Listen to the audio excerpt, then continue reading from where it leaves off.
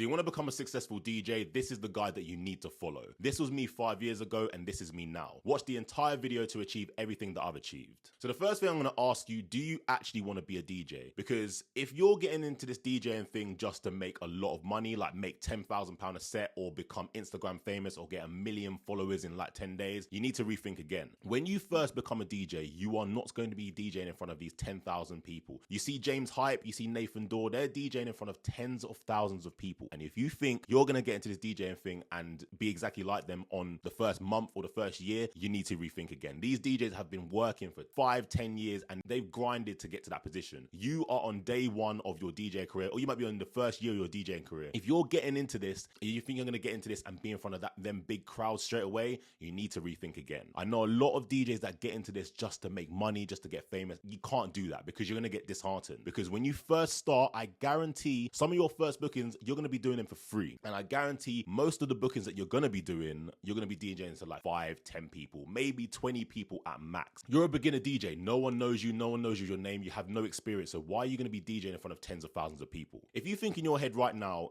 can you DJ in front of 10 people and still be happy? Then maybe this DJing thing is for you. If you can't handle DJing an empty bar or an empty club, then you're going to have to rethink this. If you love DJing, you love turntablism, you love mixing music, then yes, the DJing journey is for you. But if you're coming into this for just money and fame, then you might as well click off this video. If you're not, let's carry on to the next few steps. So the first thing you need to really do as a DJ is get some DJ equipment. Without DJ equipment, you're not going to be able to practice. So what I say to every single DJ, right, do not spend loads and loads of money, because you might learn how to DJ, you might practice, and then you might realize that you don't even like DJing. You might think it's hard or you might think it's boring. So don't go out and spend loads of money. Like you see a lot of DJs online, and you see me as well. I have quite expensive equipment. I have Rain 12, DJM S9, CDJ 2000 Nexuses. All that equipment costs a lot of money, but I've been DJing for a long time and I love DJing, so I've invested in the equipment. You're in your first month, you're in your first year, do not spend loads and loads of money. You can go online and buy a cheap controller. You can buy a cheap controller for less than $100 and you can practice your DJing. You can learn how to beat match, you can learn how to mix two songs together. So go online, I'm going to leave a link in the description down below to the cheapest controller that I recommend. It's the Numark Party Mix 2, and trust me, you can mix on that controller and you can learn. I'm going to be doing a bunch of tutorial videos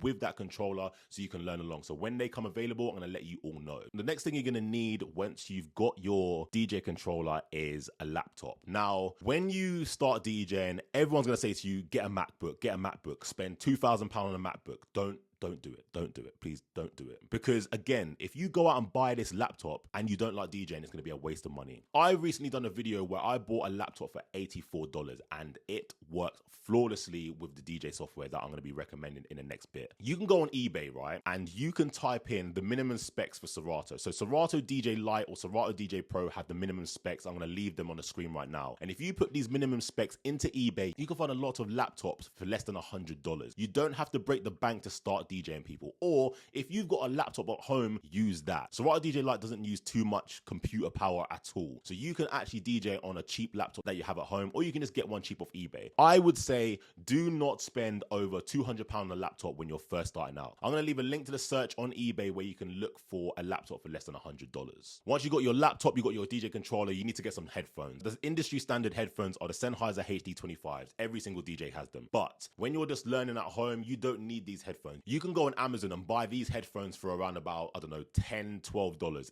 These will be perfectly fine when you're just practicing at home. All you need to be able to do is hear the next song that's coming in with these headphones. They don't need to be super good quality. You just need to be able to hear the song that's coming out. So don't break the bank and spend loads of money on headphones. You don't need to. The next thing you're going to need to get is speakers. Now, you don't necessarily need speakers. You can actually use your laptop speakers as the output speakers. But if you want to kind of practice properly, you can get some cheap speakers. Now, with the controller that I recommended earlier, it has an aux output. So what you could do is literally just buy some cheap speakers on Amazon for like, I don't know, less than $20, less than $30, and plug them into that controller. Or you can go out and buy some cheap monitors. I think the cheapest monitors that I've ever seen online are like $60, $60, $70. You can go out and buy that. But if you want to be even more cheaper and you don't want to go out and spend loads of money, just use your laptop speakers. With DJ software, you don't even have to spend any money. Like you can get Serato DJ Pro, there's a license for that, but you can actually DJ with Serato DJ Lite. To To get started, all you need is a Serato DJ Lite. You can go on Serato's website, go on Serato DJ Lite and download it for free. You don't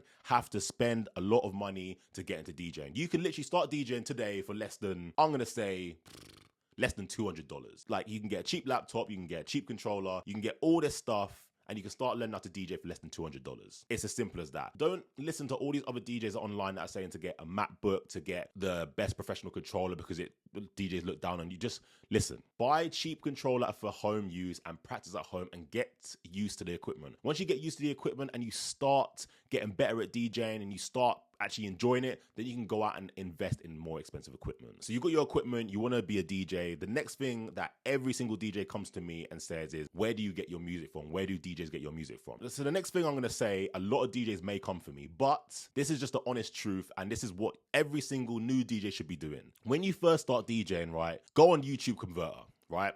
Go on YouTube Converter, copy a link from YouTube of the song that you really like, put it in YouTube Converter, and then convert it to MP3. Now, I know a lot of DJs are going to come for me, but let's be real. You're just a starting DJ. You don't have any money. You don't even know if you like this thing. Go on YouTube Converter, right, and just download all the songs that you want. I am going to say you can't just rely on this through your whole DJ career. If you want to be professional, you need to get music from proper sources. When you convert from YouTube, right, it gets the music video, takes the audio, blah, blah, blah, compresses it, and the quality isn't great. It will probably come out at 128 kbs or 256 at best. Going forward, you can't use these tracks in a club because the quality is going to sound terrible on the big speakers. But when you're at home, when you're DJing for the first year, for the first month or whatever, use YouTube Converter. Like, a lot of DJs online will tell you not to do this, but I'm telling you to do this because it's the only place that you can get music for free quickly and you can start practicing how to DJ. Once you've got a lot better and you're getting some money from some of your gigs, then yes, you can go out to the actual proper sources. Like the proper way to get music as a DJ is to go on DJ record pools. The one that everyone recommends, but I don't actually think that's great, is DJ City. For $19.99, you can download all the music from their website. It's not that great because basically they don't have a massive back catalog, but every single DJ that you talk to will recommend you to go on DJ City. So, but we don't need to go into record pools just today because, like I said, just go on YouTube Music Converter, download the songs that you want and just practice trying to beat match 2 tracks. That's all you need to do. The professional DJs that are listening, look, I'm telling them now, you can rip it from YouTube, you can do what you need to do, but when you get into a professional setting, that you need to get the music from a proper source, like a record pool, because you need to have 320 kbs music. Right, so you got your equipment, you got your music, and you're ready to DJ. So the next thing you need to do is practice. You need to practice. People, listen to me. Even if you've been DJing for 5 years, you've been DJing for 10 years, you need to practice, because if you practice, you're going to get better and better. If you don't practice, you're going to fall off and you're going to get worse. Your DJ set's going to get stale. Everyone's going to know what song you're going to be playing next. You need to get better. But as a brand new DJ, when you're in your first months, you need to be practicing every single day. When you come home from school, practice. When you come home from work, practice. Whenever you get any spare time, just practice, because you're just going to get better and better each time you practice. You obviously can't practice in front of a crowd because you're a brand new DJ and you don't have any gigs. But when you come home, just get 2 songs that you really like and just try and mix and blend them together. Try and beat match them. Try and do whatever you need to do. There's a bunch of mix tutorials online. I have a bunch on my channel. I'm going to leave the links to them in the description down below. You can also go follow Crossfader, Carlo Attendido. Like, literally all these guys online are creating videos for you beginner DJs to practice. And what I will say to this as well, when you are practicing, get yourself a tripod. I'm going to link a tripod down in the description down below. Set up a tripod, connect your phone to it, and just press record. What you're going to want to do is you're going to want to mix, and you're going to want to watch yourself back and listen to yourself back. That way you'll be able to improve and know what to improve next time when you jump on your decks. But also with the camera as well, if you just got your camera rolling, you might actually get a good clip that you can put onto your social media and then obviously show people that you're a working DJ. Because I think the problem that new DJs have is they don't have any content online. Like, they might go and try and get a booking, and then the booking will say, oh, have you got any social media? Then you'll send them your social media, but you haven't got anything showing that you're a DJ with any content. So when you're practicing, just set up your tripod, set up your phone, and then go through the footage and then chop out any good bits and then put it on your social media. We'll get onto content in a bit, but the main thing I'm trying to get out here is just practice. Practice makes perfect, and you'll just get better and better every time you practice. practice. Right, your practice, you got a lot better. You can beat match 2 tracks. You got a decent sized music library. Now it's time to try and get out into the real world. When I first started, so I started properly in 2017. I bought my DJ controller. I got really good at mixing, but I wanted to get out in front of the world, but I didn't want to have too much pressure on me. So the first booking I ever had, first kind of public booking I ever had, was in a gym. I got this booking at a gym. I reached out to them on Instagram. They said to me, come down. And the gym, they only paid $10 an hour. It was terrible, but I actually got experience. So what I done was I went to the gym, I set up my equipment. I just played on the gym sound system. I literally plugged in and I was just playing my music. But that gig, I literally had a track list from 1 to like 200, and I went track for track. I literally just went 1, 2, 3, 4, 5. It was terrible, but it got me in front of a crowd, you could say. Actually, no, it got me in front of the public, and it got me a little bit more confident because I've only DJed to myself in my bedroom. But this, I was actually in a place with other people and I was playing music. They wasn't necessarily listening to my music. This is why I say get a low pressure gig, because it allows you to get out into the real world, but have no pressure. Another low pressure gig could literally be you DJing in a shop. Like there might be a shop that has a store opening, or they might have a specific event. They might need a DJ, and that's a low pressure booking as well, because you're just playing music to people that are walking around the shop. So if you can find these kind of gigs when you first start, it's going to really help you out. Once you've got your low pressure gig, or if you can't find a low pressure gig, the next step you need to do as a new DJ is try and get a private booking. Now, a private booking could be someone's birthday party, a christening, or a wedding. A wedding is a bit too hard for a new DJ, but a wedding could be included in this as well. So what you could do with this is you can go to one of your friends, or you can go to one of your family members and be like, can I DJ at your birthday for free? And obviously you're not going to get paid for this, but you're going to get experience, because what you're going to realize when you go out into the real world, you're going to realize that you're not playing for you anymore. You're playing for a crowd. You're going to stand at your DJ decks at this party, and there's going to be a crowd in front of you, and there's going to be people wanting to dance. You're going to need to select songs that makes these people dance, and it's going to be such a massive change from you being in your bedroom, because when you're in your bedroom, you're going to be selecting songs that you want to play. You're going to be playing all your favorite songs. But when you go to a birthday party, you need to play songs to make people dance. You need to play songs that other people like. Getting this first private booking will give you so much experience, and you're going to go there and you're going to realize, you're going to be like, you know what? I actually need to get better at reading the crowd. I need to get better at playing in front of people. You'll do that first gig, and then you'll come back home and you're going to sit down and be like, you know what? At this gig, I could have done that better, this better, whatever. Then when you do your next one, you're going to be a lot better. And then basically you just need to keep doing a bunch of private gigs, and you're going to get a lot better. Now, what's going to happen is you do your first private gig. It might be a birthday party. And then what's going to happen is word of mouth is going to get around.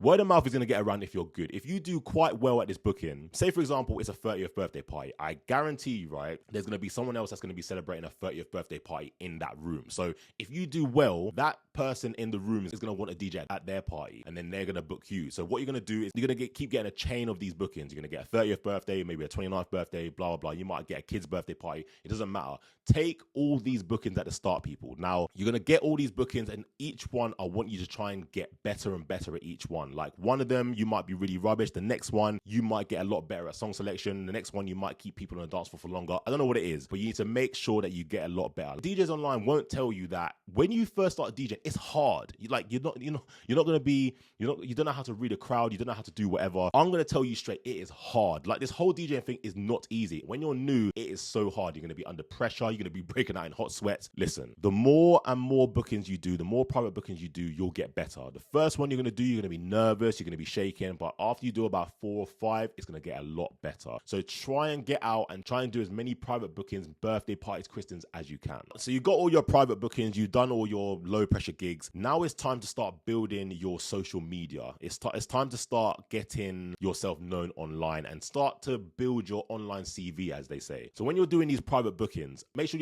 that you're taking pictures. So take a picture of your setup. Make sure you take a video. So if you played a song and the crowd are going crazy, just record it on your phone and put it on your social media. This will allow people to know that you're actually working and you're actually a decent enough DJ. Then what you can start doing is start bringing other people with you to record you. Like say for example, you know you're going to drop a banger, just have someone behind you recording and then drop the song, watch everyone's reactions, and then that's it. You save that clip and you put it online. When you inquire to DJ at someone's birthday party, they want to know that you can actually DJ it properly. So if you've got evidence on your Instagram that you've previously done birthday parties, then people are more likely to book you. If you have nothing on your Instagram, no one's going to book you because they're going to think you're a really inexperienced DJ. Like what DJ these days doesn't have an Instagram account, and what DJ online doesn't have any videos of them at a DJ gig. You need to build your online presence. What I would say is just try and get as much content as you can. Take pictures of you DJing, take pictures of your setup, get someone to come with you to record this and that. Like, just put out as much content as you can. At the start of your DJ career, quantity over quality. Trust me, just put out as much as you can, and I guarantee it will help you in the long run. So you've got all your private bookings, you've done a few birthdays, you've done a few christenings. Now you want to start getting into the quiet clubs and the quiet bars. And listen to me again, quiet bars and quiet clubs. You're not going to get into the busy clubs straight away. That is the honest truth. No one will tell you online this. When you first start, you're not going to be going in these clubs with tens of thousands of people or 1,000 people or whatever. You're going to be DJing in the small bars that someone goes to just before the club. That's fine, because you're still DJing at a place where people are drinking, where people are listening to music and want to dance kind of. So to get into these small bars and these small venues, you need to reach out and contact these venues. So many people ask me like, oh, how do you get into these bars? Like, it's so hard. No one wants to reply to me, blah, blah, blah. And it is hard, because the thing is, these venues, they're not sitting on social media waiting for a DJ to contact them at all. And also 9 times out of 10, they're already going to have a DJ. You got to think about it. These bars have been running for 10, 20 years. They're obviously going to have a DJ. What you need to do is build up your online presence. So build up your Instagram from all your private gigs, all your stuff, build it up, put all your content online. And then once you put your content online, start reaching out to these venues. So whatever local area you're in, say for example, you live in Windsor, go onto Google Maps and type in bars near Windsor. What this is going to do is going to bring up all the bars in the area of Windsor.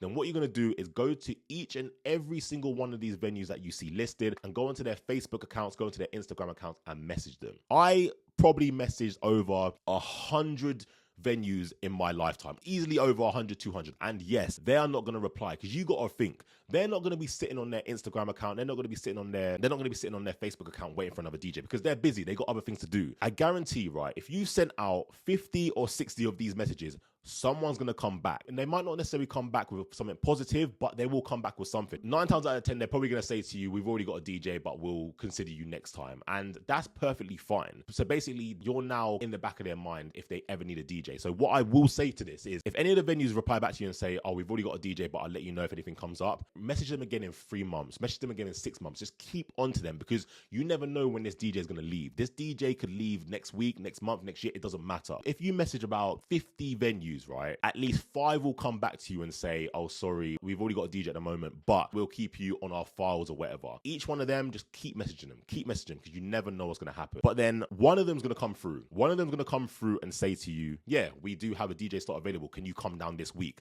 Now, this is when you need to be prepared, people. A lot of DJs will not be prepared for their DJ gigs. They want to go out and DJ in all these bars and venues, but they're not ready. Someone might come back to you. Say, for example, you message the club on a Thursday, right? And they want a DJ for Friday. You need to be ready. Make sure your music library is ready. When you go to these venues, there's going to be a bunch of people that want all different types of music, right? So you need to make sure that you have all these different types of music ready for these people. Make sure you're prepared, people. There's nothing going to be worse than you sending a message to a venue, them coming back saying they want a DJ, but you're not ready. Then you go to this booking and you're nervous, you're scared, you're not prepared, you don't have anything ready. You're going to get a reply from a venue when you least expect it. Just make sure you're prepared. Right, so you got your first gig from one of these quiet bars or venue. They got back to you and you're ready. They've messaged you back on Thursday and you're DJing on a Friday night. You're pumped, you're ready, you're going to be DJing in front of loads of people, but you need to make sure that you're prepared. Now, obviously, what's enough music? Because there's obviously going to be someone with an obscure request where they're going to want ABBA or they're going to want the Venga Boys or something like that. Make sure that you have enough music, or make sure that you have a decent sized music library. Now, I have a bunch of videos on my channel that I'll leave the links down to in the description down below of how to build your music library. Follow them and you should be in a decent place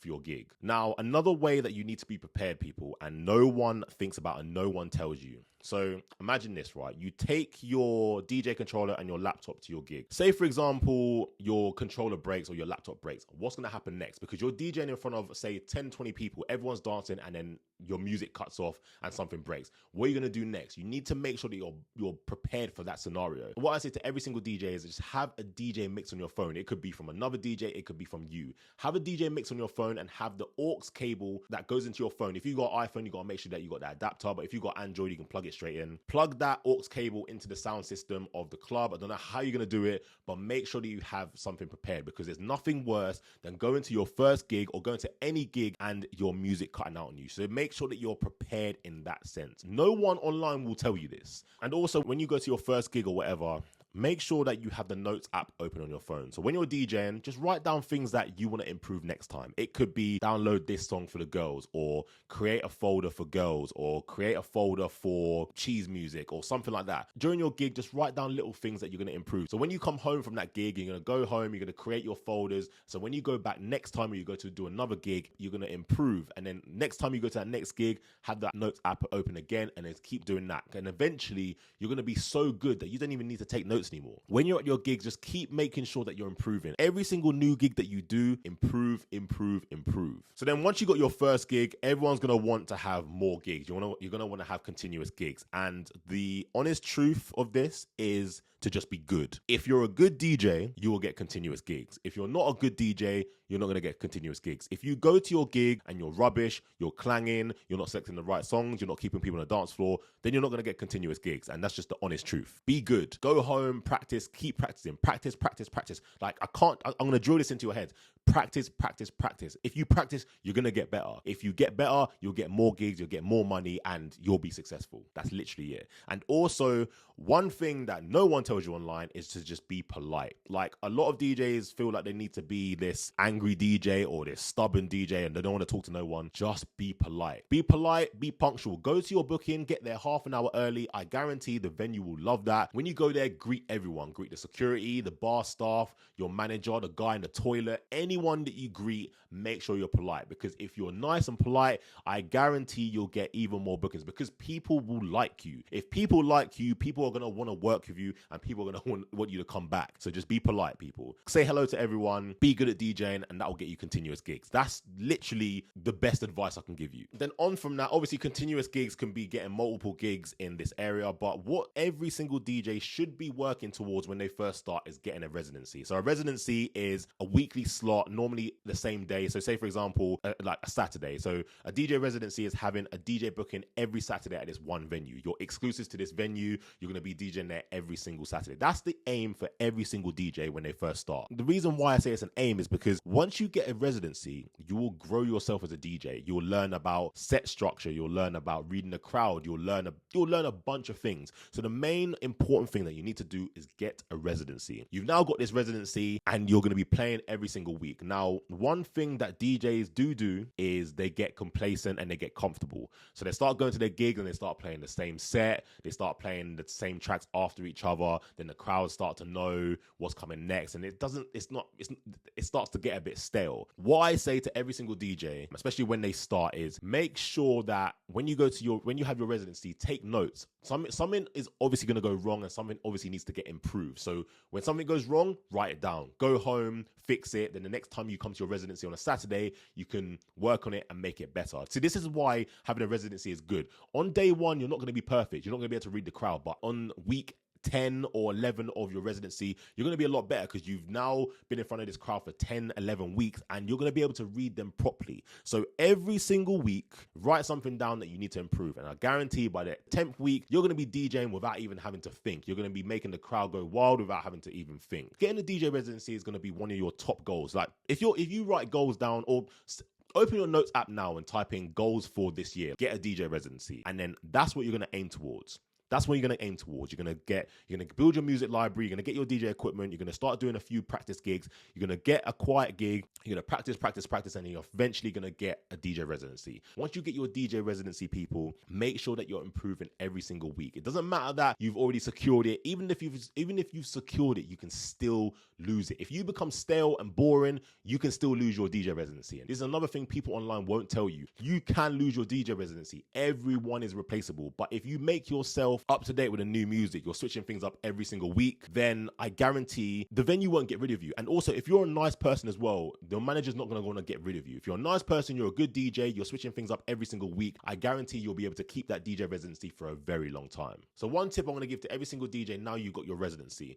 Once you've done your set, like say on a Saturday night, in your DJ software, you can actually go to the history and you can see what you played that night. So what you can do is you can take that history and then put it into a folder on your DJ software. Now what you're going to do is you're going to name that folder Saturday, whatever the date is, and then whatever the venue is. You're going to order it by number. So you're obviously going to have the top track, which is the first track that you played first, and then the last track's going to be the last track that you play. And then what you're going to do is you're going to split this folder into sections. So you're going to have a section called opening, you're going to have a section called warm up, you might have a section called ladies sing along, whatever it is. So then you got all these sections split up. Now you can look at these sections and be like, you know what, I can download more music for this section. So for example, you can download more ladies tracks. So there's obviously tracks like Single Ladies, Beyonce, Who Run the World, Beyonce, TLC, No Scrubs, all these tracks. You need to have all these tracks to make the girls dance and sing. So what you're going to do is you're going to have this section on your DJ software, and you're going to be downloading more and more tracks. So then you're eventually going to build up a crate for the ladies. You're eventually going to build up the crate for the warm-up, opening, whatever it is. And then you're going to build up your music library over time. So every single time you DJ at your gigs, get the history, go through it, split it up into sections, and then download more music for that section. So that when you go back the next week, you're going to have even more music to play. So then once you've got your first residency, you're obviously going to want to have multiple residencies. So basically just repeat everything that I've said. Obviously reach out to venues, be good, be polite, do all that stuff, and eventually you'll get multiple residencies. I have 2 residencies at the moment, one on a Wednesday and one on a Saturday. Loads of DJs have 5 residencies, 6 residencies, whatever. If you want to get to that 3, 4, 5 DJ residencies, you just have to repeat the steps that I said to you to get your first residency. The most common day to have residency is on a Friday and a Saturday,